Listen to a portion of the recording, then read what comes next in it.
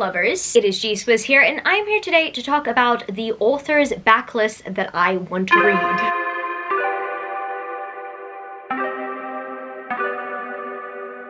So if you didn't know, this is a 7 on Sunday topic, and I am the host of 7 on Sunday. I will link the Goodreads page down in the description where you can check it out and you can participate in a topic in the future, or you can suggest a topic. Now, when I discover new authors, I often aim to read their backlists. This list was actually really difficult to narrow down because I usually start from a backlist series and move my way onward, or I usually start from a backlist book and move my way up from there. I have noticed that pattern in my reading habits as of recently. Also, when I was looking through my Goodreads, it was kind of difficult to pick out the authors that I hadn't read the backlist for, or at least author backlists that I didn't start off with. However, I was able to narrow down a list, hence why I'm making this video today. I'm going to talk about the author backlist that I would like to get to, that I have not completed as of yet, but I do want to complete. I guess without further ado, let's get straight into talking about those authors, why I love them, and why I want to complete their backlist. The first author backlist I would like to complete would be the backlist of Julie Kagawa. I would really love to read all of Julie Kagawa's books. I adored the Iron Fae series, and I really enjoyed the Talon saga, and I liked the Shadow of the Fox trilogy as well. In terms of the Iron Fae series, I've only actually read the original series, the first 4 books, that are essentially following Megan Chase. I haven't read the series that follows her brother, nor have I read Robin Goodfellow's series, which is technically not a backlist series because that is very much recent from Julie Kagawa. However, I also haven't read the Immortal Rules trilogy, and I actually wanted to get to that one first because that is a dystopian series where the dystopia is essentially ran by vampires, I believe, and it's just such an interesting take on a dystopian society because you usually see like vampiric romances in the young adult genre, but I mean, a vampiric dystopian sounds even more fascinating in my personal opinion. I have wanted to read that series for quite some time. I don't know, for some reason, maybe I've been waiting for some sort of cover change for me to be convinced to put the books on my shelves, but I still really want to get to that series. Maybe I might listen to it on audio. I also very much want to read Julie Kagawa's backlist because Julie Kagawa has such a captivating way of writing urban fantasy. Now look, in my personal opinion, I believe that Julie Kagawa is the queen of urban fantasy. Probably said that about Cassandra Clare at some point, but I mean, let's be real. Julie Kagawa has proven she has range. And in my personal opinion, even though Julie Kagawa has kind of proven that she's an amazing writer through the Iron Fae series, the rest of her book series are completely underrated in my opinion. So I cannot wait to read the rest of Julie Kagawa's backlist eventually. I have every intention of continuing on with the Iron Fae books and to also eventually read the Immortal Rules. And the next author backlist I would like to complete is the backlist of Haruki Murakami. But this is really funny. I don't actually need to finish Haruki Murakami's backlist because technically I've actually read 15 books by Haruki Murakami. He's definitely one of my most read authors of all time. But I somewhat feel like I do need to commit, and I actually do need to read the rest of his books or series. I started 1Q84, I did not continue on with it, and I did not continue on with the Rat series. And like, don't get me started on Killing Commander Tor or any of his non-fiction works. I've read many works by Haruki Murakami, and he's written a lot of things. I just personally feel like I need to commit, but I'm not gonna lie, I don't understand what was with that t-shirt book that he brought out. Like, as much as I do appreciate a good picture book here or there, I really did not get that one. I just decided not to add that one to my collection, but I want to read like his short story collections, anything that's new from him, but also some backlist books I missed out on along the way. I am personally in love with his big 3 books, Norwegian Wood, White Bird Chronicle, and Kafka on the Shore. I still have not completed 1Q84, and I really do want to, and there are a few other books that are still kind of famous from him that I haven't gotten to, like A Wild Sheep Chase. It will happen eventually, but it won't happen anytime soon. I can't make any promises anytime soon. And I feel like Murakami is just one of those authors who's going to stick with me for quite some time. I still very much want to read Kafka on the Shore every once in a while because it's just one of my favorite books from him. And you know what? I'll get to that reread sometime eventually. Maybe that reread might just reignite my love for his works and motivate me to read more from him. And speaking of authors I haven't read from for quite some time, Samantha Shannon. I need to read her backlist, like so bad. Samantha Shannon is releasing a new book this year. It's the companion to Priory. Here's the thing with Priory. I attempted to read it and I don't even think that I marked it as read on Goodreads. Goodreads, it all just went over my head. I don't remember a single thing about Priory. Whereas with The Bone Season, this first book is absolutely incredible. I definitely wanted to continue on with the series as soon as I read the first book, but so many other releases got in the way. I think I remember at the time that I read this book, I was also waiting for like Serpent and Dove or something like that. I don't know, it was around that time where I was just waiting on the final book in the Serpent and Dove series to come out. Terrible time, I swear. Sometimes I'm just really invested in a series and then another series just gets in the way, like a sequel comes out and I just get really hyped up. That's what happens a lot with me, and I honestly need to stop getting into new series before something like that happens. Unfortunately, The Bone Season is a victim of that, and I really want to read the rest of the series because this first book was absolutely incredible, and this book alone was enough to convince me that Samantha Shannon could potentially be one of my new favorite authors. So I really need to read more books from Samantha Shannon. I need to read her backlist. And the next author backlist I would love to read is the backlist of Olivia Blake. And thankfully, Olivia Blake's backlist is being traditionally published. It's being brought to the forefront of everyone's attention. I have a lot more motivation to get to them, and I mean, don't get me started on Waterstones doing like a special edition for every single one of her books. Oh my goodness, that's exciting. I loved the Atlas 6, and the Atlas 6 was enough to convince me that Olivia Blake will be a potential new favorite author of mine going forward. I am very much looking forward to the 2 new releases that are coming out this year from Olivia Blake. I've pre-ordered the Waterstones editions for them because, I mean, they're so pretty. I just could not resist. I cannot wait to pick those editions up. But I'm personally hoping that her writing style within those books is just as captivating as the writing style in the Atlas 6, and that the characters are easy enough to get along with, just like the characters from the Atlas 6. I mean, like, I know not everyone does, but I loved the Atlas 6 characters so much, and I'm just hoping I get attached to her characters the same way I did with the Atlas 6 the first time that I read it. Unlike the 2 previous authors I mentioned, I'm aiming to get to Olivia Blake's backlist relatively sooner, and I think that's because they are kind of new releases, so I don't know, I prioritize new releases. I shouldn't be doing that, but I just do. I don't know, it's just the hype, man, it's the hype. And the next author backlist I would like to get to is actually an author backlist I've already kind of been exploring, and that, my friends, is the backlist of Jennifer L Armentrout. I've read a few backlist series from Jennifer L Armentrout that were published prior to the Blood and Ash series, so like the Lux series, the Covenant Saga, the Dark Elements series, and the Harbinger series. I am still yet to get to her Wicked trilogy. I'm still yet to get to the Seth spin-off, the Titan series, and that being the spin-off to the Covenant Saga. I'm also yet to get to the spin-off series to Lux. I believe that there are 2 spin-offs to Lux. There's a standalone spin-off that is actually an adult romance novel, and then there's a trilogy spin-off. I'm yet to get to a bunch of series by Jennifer L Armentrout. I usually just read them for a good time. I don't read them for the same reasons why I read the Blood and Ash series. I feel like the Blood and Ash series, I'm more attached to her characters, and so I go into these series because I want to know what happens next with these characters. Whereas with her young adult urban fantasy series, I more just go into them because I just want a good plot. I don't expect myself to be attached to any of the characters, and sometimes the dated references get me, especially in the Covenant Saga. I cringed a few times, but they are still a very good time. So every single time I read a new Jennifer L Armentrout series that is like completely backlist, I expect to get something different out of it from the Blood and Ash and the Flesh and Fire series. This all being said, I can always expect somewhat of an entertaining time, and that's why I read them at the end of the day. It's funny, Jennifer L Armentrout is literally one of my most read authors of all time. I think only Cassandra Clare and Rick Riordan have beaten her, but it's just wild because I only really got into her books back in 2021, so it blows my mind. And the next author backlist I would like to complete would be Rachel Lynn Solomon's. So I recently read The X-Talk, but prior to reading The X-Talk, I read Weather Girl. And Weather Girl is one of my favorite romance novels of all time. And in my opinion, okay, this is very unpopular, right? As much as I love The X-Talk, I adore Weather Girl, and Weather Girl is my favorite book from Rachel Lynn Solomon so far. And I believe, as I'm filming this video, that Rachel Lynn Solomon has only released 2 adult romance novels, but there are some adult romance novels that I'm willing to go the extra mile for and to read their young adult backlist. I believe that Rachel Lynn Solomon has like around 4 to 5 young adult contemporary romances. One thing's for sure, I really want to get to we can't keep meeting like this. And Today, Tonight, and Tomorrow, and See You Yesterday, those are the most recent young adult ones that she's put out. I just literally want to read anything by Rachel Lynn Solomon. If there is an author who has proven to me that a young adult backlist can be as good as an adult romance frontlist, it is Lynn Painter. I recently read The Do-Over and Better Than the Movies, and those books absolutely blew my mind, and I never usually read young adult contemporary, but Lynn Painter kind of convinced me that I should, because oh my goodness, Better Than the Movies and The Do-Over, like those two books, amazing. So ever since I read Lynn Painter's young adult novels, I have been slightly convinced to read Rachel Lynn Solomon's backlist young adult contemporary novels. So I'm very much looking forward to reading more by Rachel Lynn Solomon, whether it be in young adult or whether it be in adult romance fiction. Her adult romance fiction is absolutely superb so far. I cannot wait to read more. And another romance author backlist I would love to get to is the backlist of Tessa Bailey. So I'm currently holding up Secretly Yours because Camilo kindly purchased it for me, and I am so thankful that he did because I had been waiting for this new release for quite some time. But Tessa Bailey actually has a very extensive backlist, and I believe the reason why her backlist doesn't really get much attention is because unfortunately her backlist book covers aren't as discreet as her frontlist ones. So her frontlist ones have like these beautiful illustrations on them, and her former books have a lot of like shirtless dudes or like really cringeworthy stock photos. So I understand why her backlist isn't gaining as much traction as her frontlist. This all being said, some of them are being repackaged at the moment, and some of them are also available to listen to on Audible Plus. So I'm going to be taking advantage of my Audible subscription, and you bet I'm definitely going to be taking advantage of the new discreet cover editions that publishers are putting out. I just know that every single time I put a new Tessa Bailey novel on my TBR, that I'm gonna have a good time with it. I love that I have that confidence in this author, so I'm definitely planning to read her backlist. And the second last author I have to mention that I really want to read the entire backlist for is Danielle L Jensen, the author of the Malediction trilogy and the Bridge Kingdom series. So I adore the Malediction trilogy. And with the Bridge Kingdom series, I didn't really love the first two books. I love the third book though, and I personally love the idea of her bringing out multiple spin-offs in that world. However, Danielle L Jensen also has another series that she put out and that she put her heart and soul into, and I believe that series is called the Dark Shores series. I really wanted to read that series. Unfortunately, Tor Teen cancelled it. Danielle L Jensen had to publish her fourth and final book in the series independently, which is kind of sad. I'm kind of hoping that she brings out the entire series as an independent published series. I'm not too sure whether she can buy the rights or not, just to keep the series consistent, because part of the reason why I haven't actually read the Dark Shores series yet is because I haven't actually brought myself to purchase the physical editions of the books. I'm afraid that they're not all going to match, at least in height or edition, so I'm kind of hesitant to pick the physical books up. However, I really want to read the series because I have heard good things about it from the fan base, and the fan base was devastated when they found out that the fourth book got cancelled. But thankfully, Danielle L Jensen knows how to publish a series independently, and that is exactly what she did with the fourth book. And like, of course, I want to continually support one of my favorite authors of all time, especially because Danielle L Jensen wrote an incredible story within the Malediction trilogy. I just really hope that she did it again. However, there's only one way to find that out, and that is if I read more books by Danielle L Jensen, inclusive of her backlist. And the final author backlist that I seriously want to get to, that I want to mention in this video today, is the backlist of Laura Thalassa. I seriously adore the 3 series I've read from Laura Thalassa so far. It is seriously one of my main goals for this year to conquer majority of her backlist. This year I ended up reading the Unearthly series, which is a 5-book series that she released a while ago, and funnily enough takes place in the same world as my favorite series from her, which is the Bargainer trilogy, and I loved the 4 Horsemen series from her as well. And this year Bewitched also comes out by Laura Thalassa. I am still yet to read the Fallen World trilogy by her, but also I believe that Laura Thalassa has another book series called The Vanishing Girl or something like that. So the last that I've heard about the series, Laura Thalassa has every intention on finishing the series. However, book 3 has been like delayed constantly. And yes, even though Laura Thalassa is one of my favorite authors of all time, I really don't want to set myself up for a letdown, so I'm I am honestly just waiting for her to publish the third book in that series. I really don't know if she is prioritizing working on book 3, but it has been a while. I actually don't know whether the series has been cancelled or not, but last time I heard, she wants to write a book 3, but it's not going to be anytime soon. But in terms of the rest of her backlist, I just personally want to read anything that she puts out because I am so obsessed with the 3 series I've read from her so far, and I don't think that she can really do me wrong. We will see how we go. Regardless, I absolutely love Laura Thalassa's works. I'm going to continually support her no matter what. I just really hope that the rest of the things that she's put out so far impress me just as much as the other series I've read from her have. So I guess that's going to be it for this video today, book lovers. If you happen to stay till the end of the video, leave me the purple heart emoji. And if you happen to enjoy this video, don't forget to give it a thumbs up and subscribe to my channel if you haven't yet already. Join the amazing community of book lovers. And also, I have social medias. I'm at GSwizzleBooks on Twitter and Instagram, and I'm also Goodreads. That's www.goodreads.com/gswizzle. And finally, I'm at TikTok. I'm at GSwizzle on TikTok if you want to follow me there for some bookish content. I love you, book lovers, and I will see you later. Peace. Started out with half and I flipped it into double.